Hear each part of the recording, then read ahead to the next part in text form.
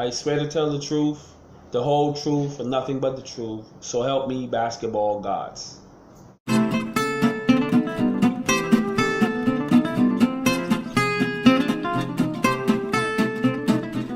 So the first time I saw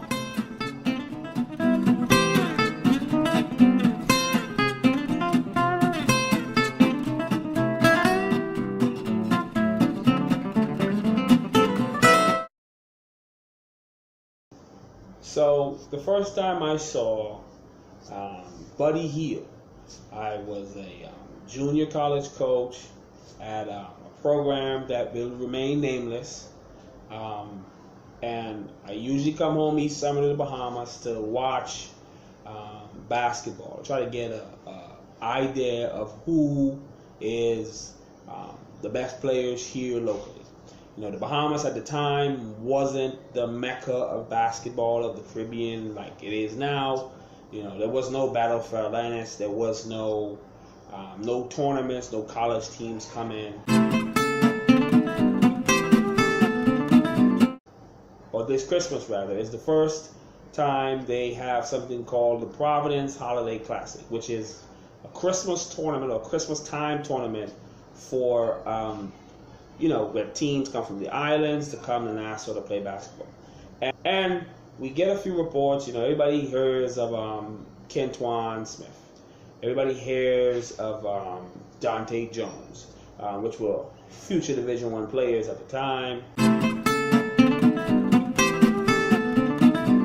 I'm in the lobby. I'm looking for all the teams, just to size everybody up.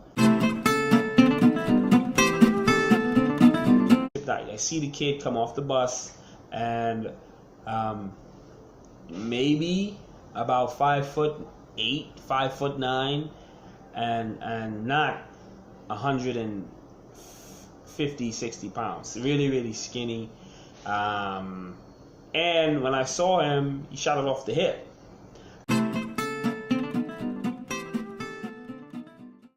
Yeah, maybe, we don't know for sure, but he's brash, he talks a lot, but he really, really loves the game. He plays hard.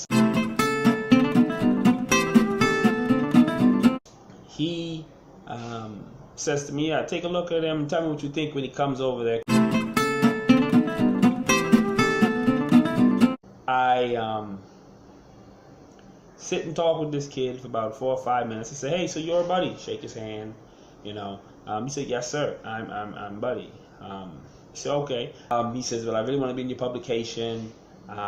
Before I can even get the words out, he says to me, yeah, and I'll be a college player, maybe even NBA, probably NBA, and I'm going to hit a game winner, and we're going to win the championship. And I'm like, oh, okay. I said, what grade are you in? And here's this skinny kid telling me this. I say, okay, if you do that, definitely you'll be the best player in the class of 8th grade or 9th grade or whatever it was at the time. He says, oh, okay, cool. So championship night, and you have some upperclassmen, but you also have some guys that's Buddy's age, and he's the only one that's really playing up, that's really contributing. I'm looking at the kid, and I'm wondering, how's he getting this shot off the hip every time with the right angle over defense and it's falling in. So I'm like, wow, it's amazing. This kid really can play. So skip forward to the end of the game.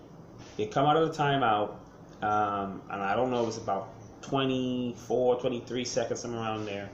And it's the longest 23 seconds in history. He has the ball in his hands. I don't know if they called the play or whatever. And he just flats. He just gets the ball, tells everybody else, just go. Get out. Go to the low baseline. Get out. I got a flat. He dribbles it, breaks the count, steps back to almost like one step right before half court, and he's there dribbling. Just looking, and I'm over there like, what is this kid doing? The coach is going nuts. He's screaming, he's stomping.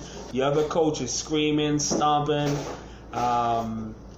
It's pandemonium. Everybody in the gym's waiting. What is this kid gonna do? And he's there calmly, Just got his head up, patting it, looking, patting it, looking, patting, looking at the clock, up until like around about 15. Then he jabs, breaks the count, steps past the defender, takes a dribble, crosses back, takes a dribble to the right free throw line, and off their hip through two defenders. The defender helps, shoots the shot, it goes, hits, tips, goes in, and they lead. We do our research and it checks out. He's the best player, best 8th, 9th grader in the country. I'm impressed. I'm like, wow, this kid did what he said he was going to do. See, this kid is definitely the best kid, the best player in the country. We put him in our publication. It's one of the main scouting things in the Bahamas at the time, in the Caribbean. And he gets a few chances to go to this big exposure camp that they have over here. And I guess he's just average in some people's minds. So, true story is he got looked over probably twice. So it didn't happen immediately.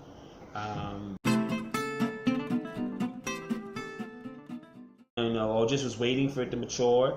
He'd probably tell you different now. This time, didn't see, for what I'm guessing. I guess didn't see what we all saw. Sunrise Christian in Wichita, Kansas.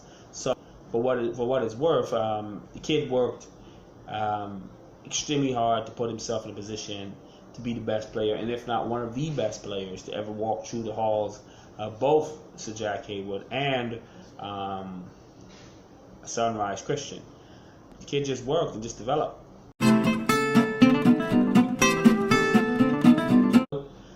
You have the same skinny kid, charismatic, talks a lot, plays really hard, plays really well, kind of got the hitch out of shot from off of the hip, fixed it, coming over top of the head, making it with consistency, and he's about 6'4" now.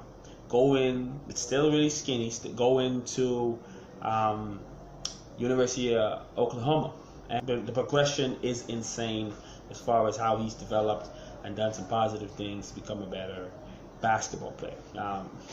Now everybody knows Buddy Hield, but we're proud to say that we're one of the first to really scout and see at the All Bahamian Brand and the Bahamian Basketball Yearbook top-notch players from the Bahamas, and hopefully we've helped to expose some of that talent to the world.